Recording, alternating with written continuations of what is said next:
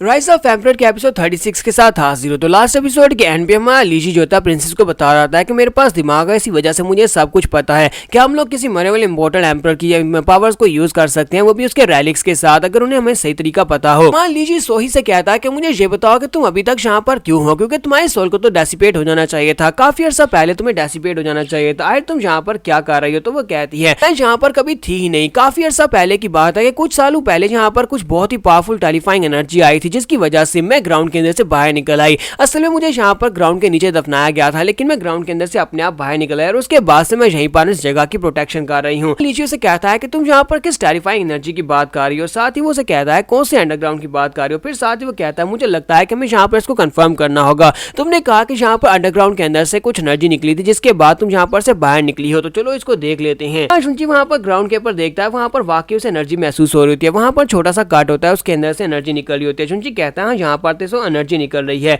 इसी के साथ ही में सेक्टर के बाहर का सीन दिखाते हैं कि सेक्टर के मेन गेट के बाहर दिखाते हैं कि एक लड़का वहां पर कुछ महसूस करता है, उसे ऊपर हवा में एक शिप दिखाई देती है, एक बैटल शिप होती है, और ये शिप जो होती है ये बाओशेंग शैंगो की तरफ से होती है। एक वॉरियर वहां पर आता है अटैक करने के लिए, वो लड़का चिल्लाकर कहता है कि दुश्मन ने अटैक कर दिया, दुश्मन ने अटैक कर दिया, जैसे वो यहाँ पर ये चिल्लाता है। इसी के साथ ही वहां पर लोग जो होते हैं वो भागते हुए आ जाते हैं, सारे के सारे एल्डर साथ में सुप्रीम एल्डर, वो लोग वहां पर भागते हुए बाहर पहुंच जाते हैं, जबकि बाओशेंग शैंगो से आया हुआ वो वॉरियर जो होता है ऊपर खड़ा होता है, उसके हाथ में एक बैनर होता है, तो वो कहता है कि तुम लोग तो काफी ज्यादा फास्ट हो, ये सभी एल्डर्स यहाँ पर पहुंच चुके हैं। फिर मो कहता है कि ये तो बाओशेंग शैंगो से यहाँ पर आया है। क्योंकि सेकंड एल्डर उसे कहते हैं क्या तुम यहाँ पर हमें धमकाने के लिए आए हो, या फिर हमें डराने के लिए आए हो, या फिर तुम यहाँ पर जंग चाहते हो, तुम क्या करने के लिए यहाँ पर आए हो? सुप्रीम एल्डर उसे कहता है कि हमारे और तुम्हारे दरमियान में एक ट्रीटी हुआ था, यानी कि एक कॉन्ट्रैक्ट, एक समझौता हो चुका है, फिर तुम क्या उस समझौते को तोड़ने के लिए आए हो? यहाँ पर हमारे ऊपर अटैक करने के लिए क्यों आए हो? इसके साथ ही सेकंड एल्डर काफी ज्यादा गुस्सा हो जाते हैं, वो अपनी पावर्स को यूज करते हुए जल्दी से ऊपर चले जाते हैं और कहते हैं कि मैं यहाँ पर इससे बात करके आता हूँ, इस बच्चे को क्या लगता है कि यहाँ पर जब चाहे मुंह उठाकर चला आ सकता है। तो सुप्रीम एल्डर से रोकने की कोशिश करते हैं, लेकिन सेकंड एल्डर उसकी बात नहीं सुनते, ऊपर चले जाते हैं और कहते हैं हिम्मत कैसे हुई कि यहाँ पर चले आए, यहाँ पर हमारी इजाजत के बिना कोई भी नहीं आ सकता, और तुम यहाँ पर लगता है कि हमारे पर अटैक करने के लिए आए हो। तुम्हें लगता है कि तुम अकेले यहाँ पर आकर हमारे सेक्टर के ऊपर अटैक कर सकते हो, हमारे सेक्टर को प्रोवोक कर सकते हो। जबकि दूसरी तरफ से जो वॉरियर लड़का होता है वो उसे कहता है कि मैंने सुना है कि तुम्हारा क्लींजिंग इंसेंस एंशियर सेक्टर काफी हजारों साल पुराना है और तुम्हारा सेक्टर एक इमॉर्टल सेक्टर है, तो मैं यहाँ पर गाइडेंस के लिए आया हूँ, मैं देखना चाहता हूँ कि तुम्हारे एल्डर्स के अंदर कितना दम है। सुनने के बाद सेकंड एल्डर काफी ज्यादा गुस्सा आते हैं और कहते हैं कि इसका मतलब यह है कि तुम यहाँ पर हमसे फाइट करने के लिए आए हो।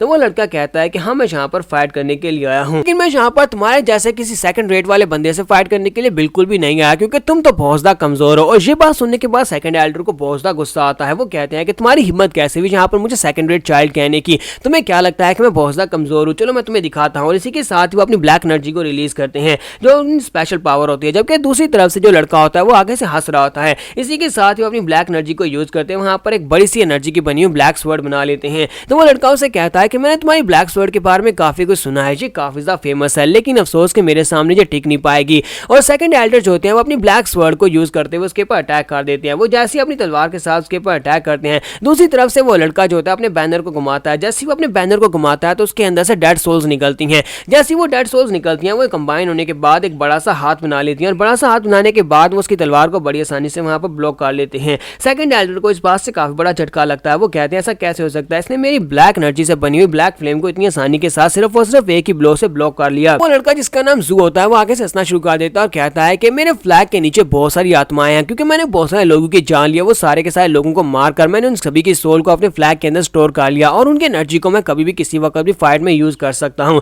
और इसी के साथ ही ये सब कुछ अब तुम्हारे साथ होने वाला है, तुम्हारे मरने के बाद तुम्हारी सोल मेरे बैनर के अंदर जाएगी और मैं तुम्हें भी यूज करूंगा। वो उसके ऊपर अटैक करता है तो सेकंड एल्डर उसके साथ हिट होते हैं, फिर साथ ही वो अपने बैनर को ऊपर की तरह थोड़े की तरह मारता है, जिसके साथ सेकंड एल्डर हिट होने के बाद ग्राउंड के ऊपर जाकर गिर जाते हैं। सेकंड एल्डर जख्मी होने के बाद ग्राउंड के ऊपर गिर रहे होते हैं, तो इसी के साथ ही मास्टर मो जंप करते हुए आगे बढ़ते हैं और उसको कैच करके नीचे पकड़ लेते हैं। सुप्रीम एल्डर से कहते हैं कि इसे उठाओ और ले जाओ, जाकर डॉक्टर के पास से हील करवाओ, मैंने इसे कहा भी था कि खुद से कोई एक्शन मत लेना। तो सेकंड एल्डर के हार जाने के बाद मास्टर जू मारे सुप्रीम एल्डर से कहता है कि मुझे लगता है कि यहाँ पर सिर्फ और सिर्फ तुम ही एक ऐसे जो कि मेरा मुकाबला करने के लायक हो। एंशिएंट क्लींजिंग इंसेक्ट सेक्टर के बाकी के सभी एल्डर्स बहुत ज्यादा कमजोर हो चुके हैं, तुम्हें छोड़कर अब जल्दी से यहाँ पर आ जाओ और मेरे साथ दो दो हाथ करो। जबकि सुप्रीम एल्डर उसे कहते हैं तुम यहाँ पर मेरे लिए आए हो, अगर तुम यहाँ पर वाकई मेरे लिए आए हो तो फिर ठीक है, मैं यहाँ पर तुमसे फाइट करूंगा। दूसरी तरफ फिर से हमें अंदर का सीन दिखाते हैं, जहाँ पर हमारा लीजी जो होता है वो उस एनर्जी को महसूस करता है और कहता है कि हाँ मुझे यहाँ पर से एनर्जी महसूस हो रही है, जैसे कि यहाँ पर गहराई में काफी सारी एनर्जी को दफन किया गया है। उसे कहती है कि मुझे लगता है कि मैं यहाँ पर से डिस्पर्स इसीलिए नहीं हुई, इस ग्राउंड के अंदर से जो एनर्जी निकल रही है मुझे लगता है कि मैं उस एनर्जी के साथ जुड़ी हुई हूँ। तो प्रिंसेस से कहती है मुझे ये बताओ क्या तुम्हें पता है कि अंडरग्राउंड में क्या है, क्या तुम्हें पता है कि यहाँ पर इसके नीचे क्या हो सकता है। तो मान लीजिए उसे कहता है कि मुझे भी नहीं पता कि इसके नीचे क्या है, ना ही इसको पता होने वाला है। तो सूही से कहती है नहीं मुझे भी नहीं पता। के साथ सूही कहती है कि मुझे नहीं पता कि उस वक्त क्या हुआ था, उस वक्त काफी सारी एनर्जी जहाँ पर निकली, तो उस एनर्जी के साथ में अपने आप वहां पर से बाहर निकल आई, ग्राउंड के अंदर से बाहर निकल आई और दोबारा में कभी ग्राउंड के अंदर नहीं जा पाई।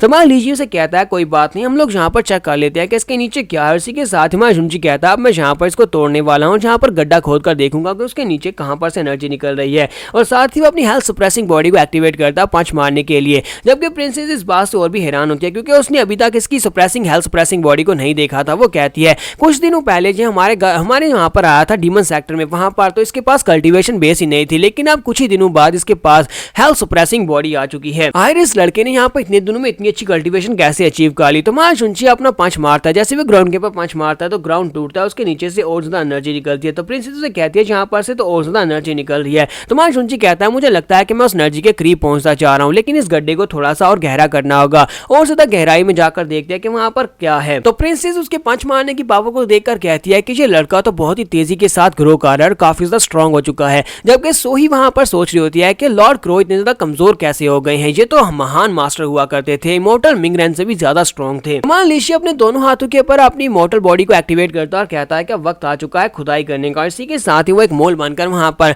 नीचे खुदाई करना शुरू कर देता है। वो अपने हाथों के साथ ही मिट्टी को खोदकर अंडरग्राउंड में जा रहा होता है। तो बड़ी तेजी के साथ वो नीचे की तरफ जाता है और बहुत ही गहरा गड्ढा खोदने के बाद वहां पर नीचे उसे एनर्जी का स्रोत मिल जाता है। वहां पर एक कपड़े के अंदर एक जीथर को बांध कर रखा गया होता है। तो लीजी जैसे वहां पर उस कपड़े को खोलता है तो उसके अंदर से एक जीथर निकलता है। वो जीथर को खोलता है तो सोही कहती है ये तो मेरा जीथर है, ये तो मेरा जीथर है। मान लीजिए उसे कहता है कि हाँ ये तुम्हारा ही जीथर है। और इसी के साथ वो जंप करते हुए बाहर निकल आता है और उसके अंदर से एनर्जी निकल रही होती है। तो वो कहता है जरा इसको गौर से देखो क्या ये तुम्हारा ही है। इसके साथ ही प्रिंसेस कहती है मुझे यहाँ पर इसको देखने दो। वो आगे बढ़ती है, उसके ऊपर हाथ रखती है और कहती है हाँ ये इसी का जीथर है, लेकिन इसके अंदर काफी ज्यादा स्ट्रॉन्ग एनर्जी भी है, काफी ज्यादा अजीब सी ब्लैक एनर्जी है जो कि इसको कवर किए हुए है। एक एनर्जी वो तो सोही की है, लेकिन दूसरी एनर्जी यानी ब्लैक कलर की जो एनर्जी है वो सोही की नहीं है बल्कि किसी और की है। वो एनर्जी यहाँ पर इस जीथर की अपनी एनर्जी नहीं है जो कि बाहर से इसके अंदर इन्वेट करने की कोशिश कर रही है। मान लीजिए उसे कहता है तो इसका मतलब यही वो ब्लैक एनर्जी थी जिसने तुम्हें तुम्हारे घर के अंदर से बाहर निकाल दिया, क्योंकि तुम्हारी आत्मा इस जीथर के अंदर थी और इसने तुम्हें जीथर के अंदर से बाहर निकाल दिया। सोही उसे कहती है कि हाँ तुमने बिल्कुल ठीक कहा, मुझे लगता है कि मेरा घर किसी ने मेरे घर के ऊपर कब्जा कर लिया है।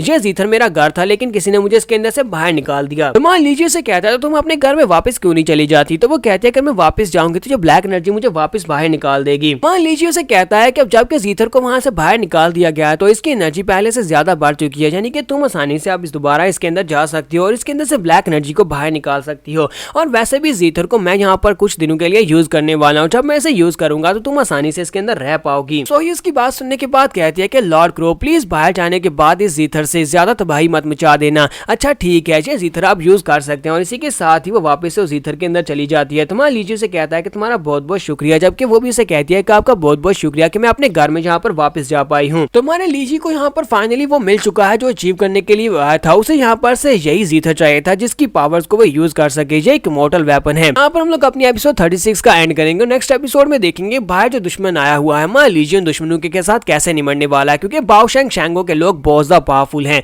तो एपिसोड की एक्सप्लेनेशन अच्छी लगी हो तो कमेंट करके जरूर बताइएगा। चैनल को सब्सक्राइब कर दे, वीडियो को लाइक और शेयर कर दे। शुक्रिया।